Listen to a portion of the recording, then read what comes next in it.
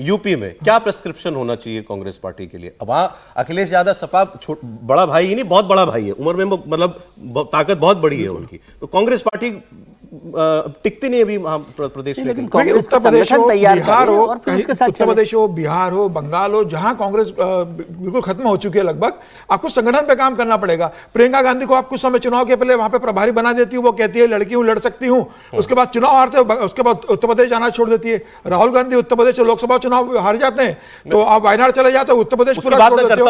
आपको लंबे समय तक वहां संगठन पे काम करना पड़ेगा, लगातार दौरे करने पड़ेंगे, ऐसा नहीं है कि चुनावों आपको नए नेता जोड़ने पड़ेंगे। ऐसा नहीं है कि चुनावों के बीच में प्रयास नहीं किए कांग्रेस पार्टी ने, कई बार यूपी में भी किए, बिहार में अभी आप देखिए यात्रा भी चल रही है, अध्यक्ष बदले जा रहे हैं, सब कुछ हो रहा है। लेकिन जो बात अभी उन्होंने कहा कि लालू जी पर उठेंगे, कहेंगे बाप मतलब तुम्हारी सारी मेहनत और लो 15 सीट लड़ लो। अब जब चुनाव में आप अपने सहयोगी से इतना दब जाएंगे तो क्या बचेगी पार्टी और क्या करेगा कार्यकर्ता?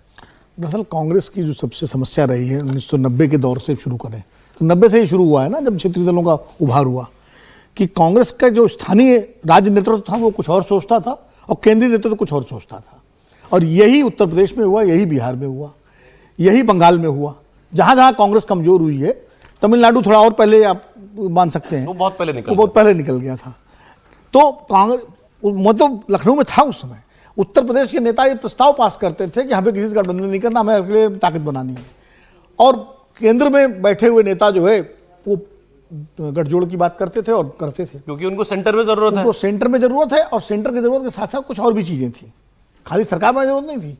राज्यों में जो क्षेत्रीय नेता थे उनके साथ उनके आर्थिक हित जुड़े हुए थे।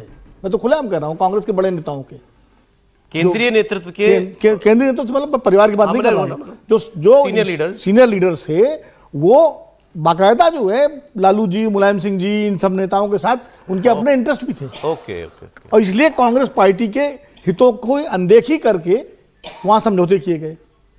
उदाहरण के लिए 1996 में 90 का बताया था कि मुलायम सिंह की सरकार को सपोर्ट करे, कांग्रेस ने अपना सारा सवर्ण जनाधार खो दिया था, मुस्लिम वैसे ही नाराज हो गए थे शाहबानो के उसके बाद से राम मंदिर ताला खुलवाने शिलान्यास से।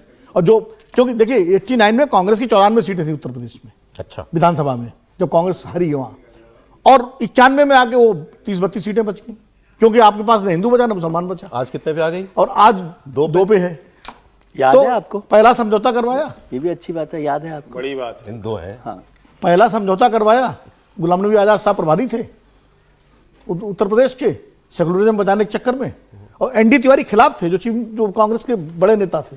एनडी तिवारी बिल्कुल पक्ष में नहीं थे कि कांग्रेस वहां समर्थन दे। कांग्रेस उनका कहना था ये मौका अच्छा है, कांग्रेस से सरकार छीनी इन लोगों ने, कांग्रेस अपने दम पर चुनाव में जाए, लेकिन इन्होंने समर्थन दिला दिया, बीजेपी को स्पेस मिली। 96 में बीएसपी के साथ समझौता किया, उस समय तत्कालीन कांग्रेस के नेताओं ने 125 सीटें कांग्रेस लड़ी और 300 सीटें लड़ी बीएसपी। यानी 300 सीटों पर कांग्रेस का उत्तर प्रदेश में न झंडा था, न डंडा था, न कैंडिडेट था, तो कार्यकर्ता क्या करता? सवर्ण था बीजेपी में चला गया, मुस्लिम था वो सपा में चला गया, और दलित था वो बीजेपी वो बीएसपी में। समझौते तो भाजपा ने भी किए, लेकिन इतने समझौते किए ना, बीएसपी के साथ भी किया, दो बार मेजॉरिटी के बाद भी उन्होंने चीफ मिनिस्टर बनाया। तो आप कैसे स्ट्रेटेजी? बीएसपी के साथ बीजेपी ने कभी चुनावी समझौता नहीं किया, लेकिन बीजेपी ने चीफ मिनिस्टर बनाया 3 बार मायावती को, वो अलग ये भेद इंपॉर्टेंट है। देखिए स्ट्रेटजी की बात है, उन्होंने चीफ मिनिस्टर मायावती को बना के, जब आप मिलकर चुनाव लड़ते हैं तो आप सीट कर देते हैं, कुछ दे देते हैं, आपका कार्यकर्ता वहां नहीं होता है, आपका कार्यकर्ता घर बैठ जाता है।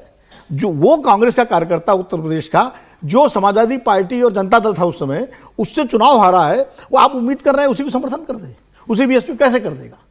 कोई स्ट्रेटजी नहीं। यही बिहार में किया इन्होंने। बिहार में भी तो जनता दल ने, लालू प्रसाद यादव ने तो कांग्रेस की सरकार ली थी, उसके बाद लगातार आप मोटे तौर पर क्या निष्कर्ष क्या निकला? निष्कर्ष ये है कांग्रेस को अब कांग्रेस को क्षेत्रीय दलों के साथ जाकर नुकसान होता है। नहीं, नुकसान इसलिए होता है, स्टेट वाइज स्टेट आपको स्ट्रेटजी बनानी पड़ेगी।